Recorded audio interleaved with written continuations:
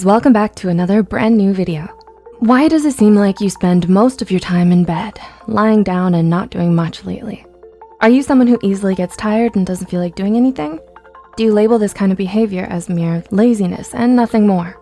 There's actually a lot of overlap between laziness and burnout that can make it difficult to differentiate between the two. Burnout is a negative state of emotional, physical, and mental exhaustion caused by excessive stress and inability to cope with it. And as of 2010, a survey reported that approximately 75% of adults in the United States alone have experienced symptoms of burnout, with over 40% of cases being more severe. Now, more than ever, it's become imperative to educate and better understand the nature of burnout. So with that said, here are 6 telltale signs that what you're experiencing right now isn't actually laziness, but burnout. Number 1, you feel disconnected from everything. Are you going through the motions of every day as if on autopilot? Is there a persistent feeling of being detached from your own self? If you're suffering from burnout, one of the things you might be experiencing but don't quite realize or understand is depersonalization. People experiencing depersonalization, most commonly those struggling with trauma, report feeling a strange sort of emotional numbness or emptiness, as if they were watching life from outside of themselves. They don't feel like themselves anymore. They don't feel engaged by anything, and they constantly struggle with the overwhelming sense of helplessness and inability to take back control of their lives. Number 2, you used to be motivated. Laziness is a character trait, and character traits tend to remain stable over time. A lazy person doesn't ever feel like exerting effort or applying themselves to things. But if you used to be self-motivated and high-achieving, often excelling in certain areas, and have only recently become exhausted, apathetic, and unmotivated, then it's more likely that you're suffering from burnout and not laziness like most people would think. Number 3, you used to be passionate. A clear difference between someone who's burnt out and someone who's lazy is that the former used to have things they were passionate about, but may now be struggling to find interest or enjoyment in anymore.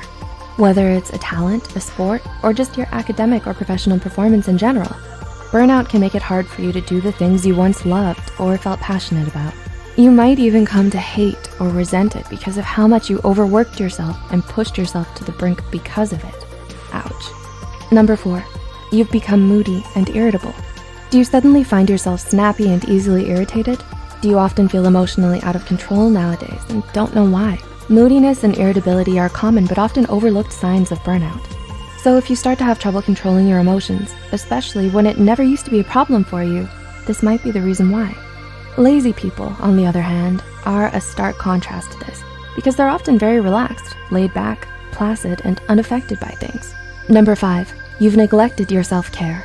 One of the most distressing warning signs that someone may be emotionally and physically burnt out is if you start neglecting your self-care and socially withdraw from others.